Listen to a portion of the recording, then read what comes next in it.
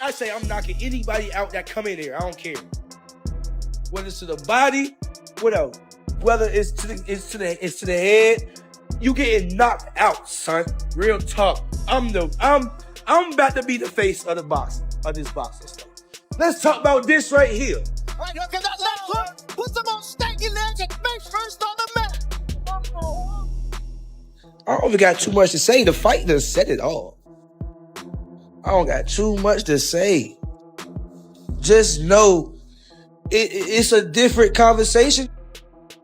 Why does it sound personal between you two? Come on. I've been doing this a long time, kid. Let's go. Africa. Keyshawn Davis didn't mince words in a recent Instagram live session, directing a barrage of criticism toward Devin Haney. His comments were pointed and unfiltered, leaving no doubt that tension runs high between the two athletes. Talk about that. I got some more keep pulling out. Punch so hard. I punch hard, bro. I punch hard. I spit when I punch. Stop playing, son. Damn, I got so much I gotta hang up. Just got to the crib. Stop playing, bro. Punch too hard. In his season opener, Davis pulled off an impressive late-round stoppage, defeating seasoned contender Jermaine Ortiz at New York City's Madison Square Garden. He made good on his promise of getting a knockout win in his debut at 140 to cement his status as a top player in the division. And I'm going to turn it over to Keyshawn. Well, first things first, all glory to God, Jesus Christ, for giving me this win. It's been a long time coming, man. From my last fight all the way to tonight, man, there was a lot of twists and turns and up and downs and nights where I just didn't even want to do this anymore. And y'all don't know the half of how I even got here. Davis revealed that facing a formidable opponent like this had always been on his radar, describing the bout as both thrilling and engaging. Aiming to get a 12-round knockout, 12 round, that was always my dream. So to do it in an opponent like Jermaine Ortiz on my return in front of 20,000 fans, that's God, bro. That's God. I feel like he turned my whole career around. And now it's just continuing to just keep trusting in him, that he's going to do even bigger things for me. And I'm here, man. I'm back, and I'm better, just like I promised y'all. Also, I promised y'all a knockout, and I got y'all that. And also, I want y'all to give me more credit. My last 3 opponents never been stopped before, never been dropped before. Limos, Baranchik, now Jermaine. And I moved up in weight and stopped him. So it's bro, I'm real, bro. I'm for real. And put anybody in there in front of me, I'm gonna say the same thing. I'm gonna stop them. Put your money on it. Once the fight concluded, Davis wasted no time celebrating and shifted his focus to future challenges. He stated plainly that a matchup with Devin Haney would end in a knockout. The question to you is, you called out Devin Haney. You talked the other day, and I told you what Mickey Bay said about Devin Haney and you fight. I talked with somebody that you might know from when you were younger, Coach Sean from Norfolk, Virginia. He told me, when it come to fighting, Keyshawn Davis is just a mean little dude.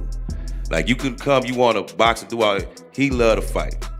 Now, I asked you this about Mickey when it came to Devin Haney. Now that you're taking care of business,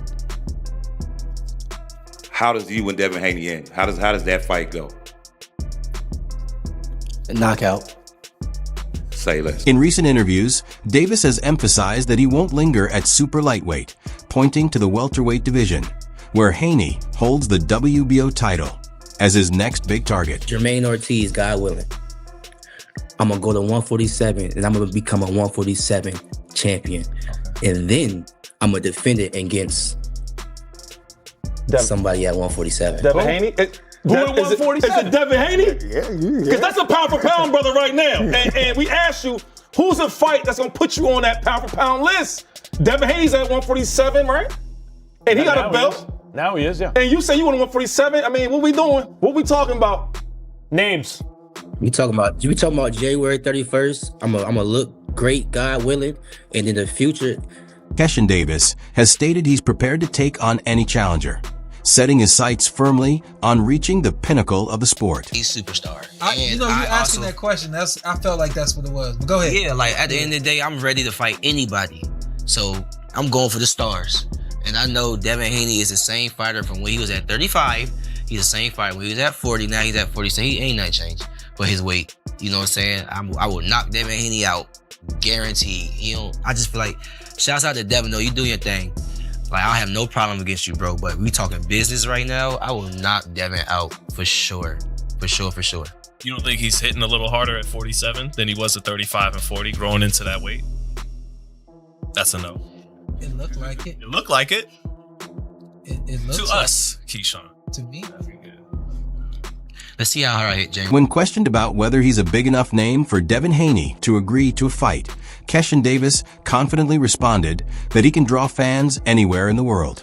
He highlighted that his skill, popularity, and recent victories make him a compelling and marketable challenger for any elite fighter. You're already a bright enough star that he'd be willing to take, because, you know, as a businessman, risk reward. You think you bring enough to the table that he'd want to take the fight? He would take the fight? Hopefully, bro. I hope he would take the fight. In terms of answer your question, a bright enough star, he's already entertaining me on Twitter and social media and stuff like that. So I guess he sees some money potential in this fight right here. But what I would like to do is I would like to become champion, because that just speaks for itself. Once I come to the champion with the table, you can't play with me. You know what I'm saying? Like, everybody know me. People know me. I can go to the UK and sell. Like, I can go anywhere and sell. My first main event, I sold 10,000 tickets. I sell, period. You know what I'm saying? That's why he's entertaining me, because I am a star. But when I come with that world title, whether I beat Dalton Smith or I go move up a weight and beat Lewis Crocker, once I come with them world titles, it's just... Keyshawn pointed out that Devin Haney has received extensive promotion from his team, creating a level of hype that, in his view, exceeds Haney's achievements inside the ring. I believe maybe the entire boxing public was making Devin into something a lot bigger than he is. I mean, Devin was doing that. Devin and his father, they was promoting Devin well. In terms of, you know, building his fights, who he was going to fight next to keep his name rolling, making things look like stuff that it isn't, and just saying things that's extraordinary. They was doing a great job promoting Devin, you know, and he was fighting and he was winning. So they was doing everything they could to make him out into the fighter he is today. And hats off to that too. You know, us as fighters nowadays, we got to promote our own selves. So they was doing what they was supposed to. Devin Haney has addressed Keyshawn Davis's fiery challenge, making it clear he's not shying away. After Davis announced he's ready to move up to 147 pounds to face him, Haney responded publicly, saying Davis is on his radar and that they can make the fight happen. His reply shows the confidence of a champion who has already proven himself at the top level. Haney has also been fine-tuning his skills in training camps with elite coaches, including respected figures like Freddie Roach, as he prepares for high-level competition. With both fighters speaking boldly, this potential matchup is quickly becoming one of the most talked-about bouts in boxing.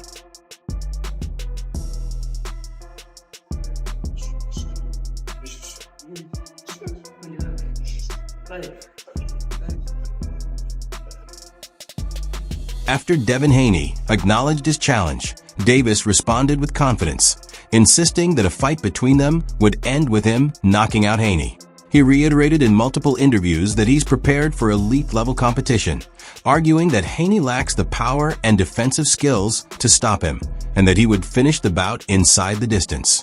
Davis has made it clear that he aims to stop top-tier opponents, consistently emphasizing knockout victories as his objective against anyone, Haney included. Devin said, let's do it. You know, I know he's dealing with some legal issues. I don't know what happened. He said he had to turn himself in, but I believe he tweeted like, Keyshawn, let's do it. He said that? Yeah, but he tweeted like something like that. Yeah. Well, you know, it was in my DMs. We already was talking about it before he even hit the media, so I know it's going to happen. 2026. And you're good going straight to Devin in your first fight at 47? If it make money, it make However, facing Devin Haney might not be as straightforward for Keyshawn as he believes. Tank Davis praised Haney as an exceptional talent, noting that he showed remarkable skill even at just 17 years old. At the same time, Davis expressed concerns that Haney's current lifestyle, particularly his partying, may have slowed him down and affected his focus in the ring. According to Davis, these distractions could be impacting Haney's overall performance, highlighting that while his talent is undeniable, discipline and training remain essential for long-term success.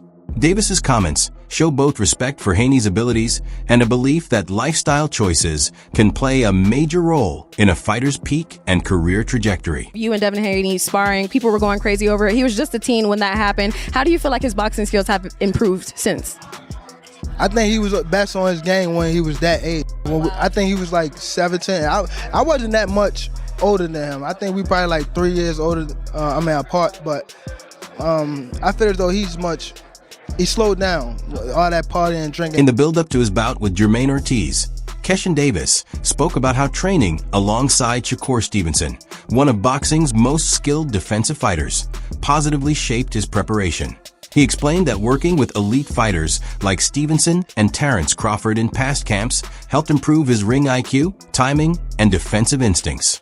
While Stevenson wasn't directly part of his Ortiz fight camp, Davis credited their previous sparring sessions and exchanges of techniques for sharpening his overall game and getting him ready for high-level competition.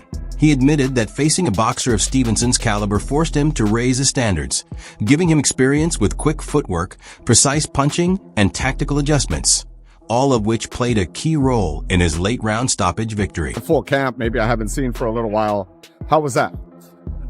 It was amazing, bro. Nothing but family in there. Training alongside fighters like Zay Quinn, Raymond Forward, Kelvin Davis, Keyshawn Davis. It was amazing, bro. And the rest of our families together. It's really our first time actually really being together like this, like as far as both our families coming together. So it was definitely different, but it was amazing. How is that like beneficial, right? Like having familiar faces, that good work. From Zaquan to Keyshawn, from Zaquan to Shakur, I'm sure you're in the ring sparring with these guys. What's that like maybe mentally kind of going into this fight as opposed to maybe not having that kind of same camp situation in other camps? Well, for me, I'm a professional when it comes to me actually fighting in the ring. I'm gonna always make sure I do what I need to do to prepare to go into a fight. So just as far as like the energy, transferring from camp over to fight week, that part been amazing, but as far as me always getting prepared for a fight. In a recent interview with Max Kellerman, Keyshawn Davis was asked if he would face Shakur Stevenson now that they are both near the 140-pound mark. His response has consistently been no. He doesn't see the fight happening. Davis has made it clear in multiple statements that, despite how intriguing the matchup looks on paper, he isn't interested in facing Stevenson under normal competitive circumstances. He's often pushed back on the question, noting that he and Stevenson have already agreed not to fight each other and expressing frustration at being asked repeatedly. Davis emphasized that a showdown between them is something he simply doesn't envision, at least not now, and possibly not ever. Okay. But the question about the big fight is a real one. Like, if you look at what you're now at 140 pounds, right? Yep. Shakur Stevenson, who you two are never going to fight. By the way, once upon a time, Kenny Norton and Joe Frazier had the same trainer, and they said they would never fight. But man, if it ever made sense, if they were the two guys left standing, they'd have had to. The Klitschko's never fought. They were brothers, right? Even when they ran the division. But if Shakur beats Teo, and he is favored to do so, he's the 140-pound champ. And if he stays there for a minute, and that's your division, when the dust settles, if you two are the best dudes, what are you going to do? Right. I mean, I'm gonna tell you like this, Max. Look, I'm 26 years old. I see the boxing landscape. I understand Shakur will be 140 champ, and that's my division. I feel like boxing is my division. I feel I can really do whatever I want to do, and I know what I want to do after I beat Jermaine. I want to go to 147 and get a 147 title. Keyshawn Davis highlighted his plan to move up to 147 pounds with a goal of capturing a world title, marking the next major milestone in his career. Following his recent 140-pound bout against Jermaine Ortiz, he expressed confidence in competing against bigger opponents, emphasizing that his skill, work ethic, and strategy will allow him to succeed across multiple divisions. He described this progression as a natural step forward, built on lessons from earlier challenges, including past weight issues and time away from the ring. Toward the end of the interview, Davis reflected on his larger ambitions, stating that his talent, charisma, and determination position him to become one of boxing's top figures. Even while chasing prominence, he stressed the importance of staying grounded, disciplined, and spiritually focused, underscoring that personal growth is as important to his journey as athletic success. His mindset blends confidence with humility, showing a clear and determined path ahead.